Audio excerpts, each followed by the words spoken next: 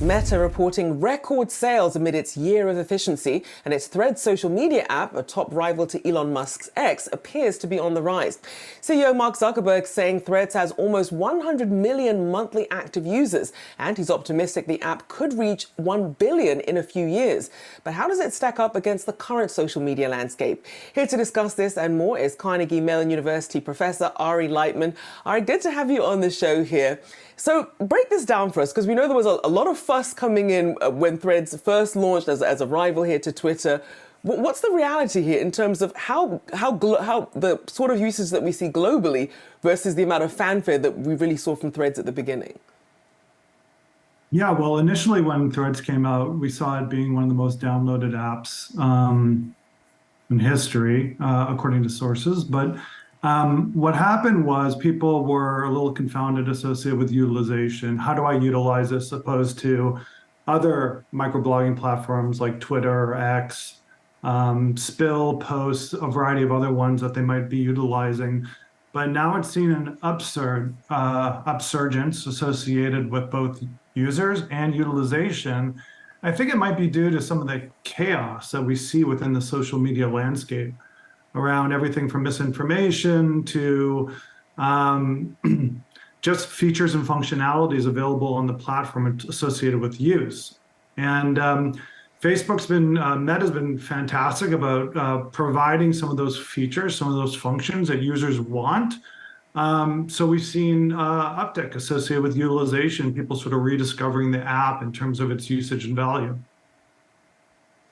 And you raise an interesting point. I mean, it's a very crowded space here. We see YouTube, though, far and ahead, the biggest player here. But when you look at what we've been seeing with advertisers, what is the story there? Because we know there's some questions about whether or not people are going to want their ads next to some of this more political content, especially not just with the invasion right now between Israel and Hamas, but also with the election upcoming next year in the US.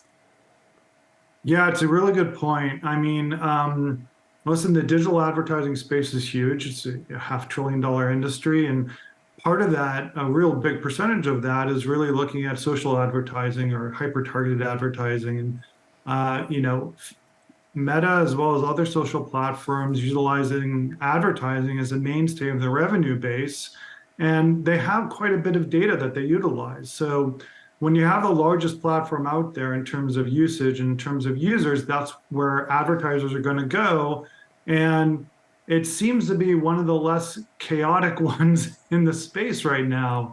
You have concerns from Twitter users or advertisers on X associated with Musk's activities. You have concerns around TikTok, even though it's highly utilized.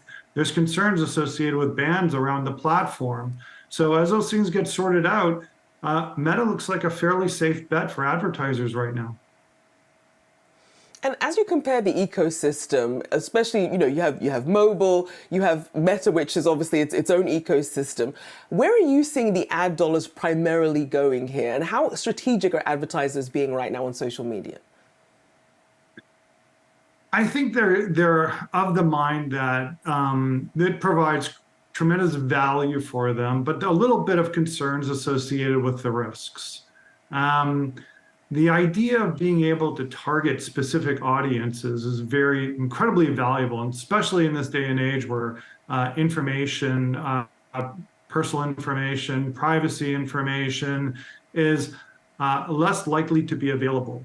And so consequently, Meta, which has this for a large extent, can provide some tremendous value to advertisers looking to reach target markets, as well as looking at adjacent markets, so markets that might have some affinity associated with their products or with their service and to want to discover things. So when you look at analytics, they have a phenomenal analytics platform for advertisers to really discover, to understand the value they're getting associated with their advertising spend. And that's part of parcel of why they're winning sort of the war for advertiser revenue budgets.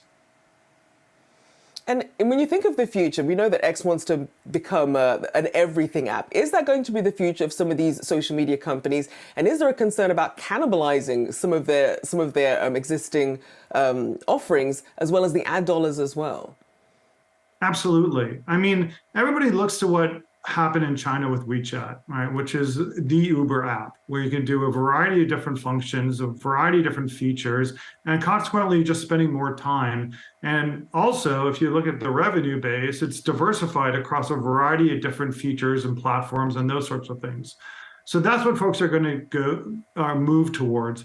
If 90% or more of your revenue is predicated on advertising, that's putting all your eggs in one basket. So you're looking at diversified revenue streams associated with transactions and a variety of other things. Meta has been somewhat successful in that to some extent. If you look at Facebook marketplaces and the like, and those sorts of things, look at their acquisition of WhatsApp. So they're trying to diversify their revenue base. But some of the social platforms that are out there that are solely predicated on advertising might have a very difficult time if there's a downturn associated with the economy and a reduction associated with advertising spend. Indeed, I know we'll be tracking all of that action. Appreciate you joining us this morning. Carnegie Mellon University professor Ari Lightman, thank you so much. Thank you.